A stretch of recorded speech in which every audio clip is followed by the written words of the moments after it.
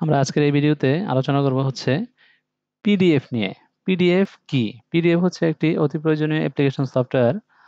তো এই PDF stand for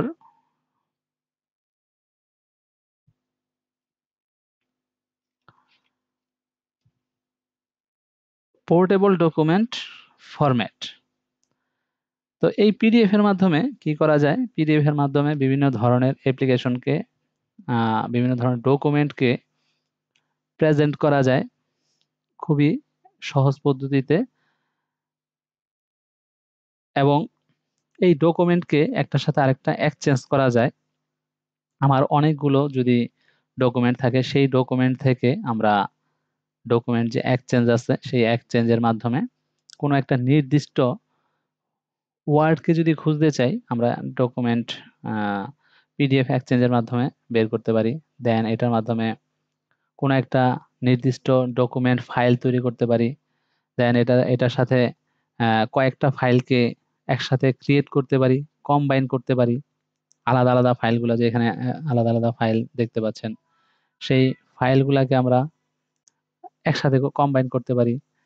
then text edit করতে পারি, ইমেজকে বসাতে পারি, এবং সেখান থেকে এই রিমুভ করতে পারি। ই সাইন হিসেবে আমরা এটাকে ইউজ করতে পারি। কোনো অর্গানাইজেশনের জন্য একটা পিডিএফ ফাইল তৈরি করা যায়।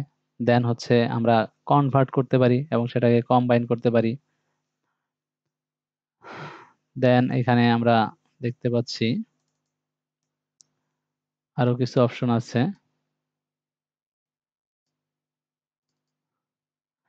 তো আমরা এখান থেকে একটা ফাইল ওপেন করি। ওপেন করার পরে দেখেন এখানে কয়েকটা পেজ আছে। এই পেজ থেকে আমরা এটাকে, এখন এই পেজটা আমরা যেখানে নিব, ঠিক আছে, কাউকে ইমেল করলে বা কাউকে পেন ড্রাইভের মাধ্যমে দিলে, অন্য কোনো পিসিতে যে যদি নিয়ে ওপেন করে, সেক্ষেত্রে সেখানে যদি পিডিএফ রিডার থাকে, তাহলে খুব সুন্দরভাবে সেম টু সেম ওপেন হয়ে যাবে। আর যদি মনে করেন তার আমরা শুধুমাত্র একটা অফিস ডকুমেন্ট, এইভাবে একটা অফিস ডকুমেন্ট দিয়ে দিতাম, সেক্ষেত্রে হয়তোবা তার পিসিতে গিয়ে তার পিসির যে অফিস ডকুমেন্ট আছে, সেই ডকুমেন্ট অনুযায়ী এক একটা লেখা এক এক ধরনের হয়ে যেত।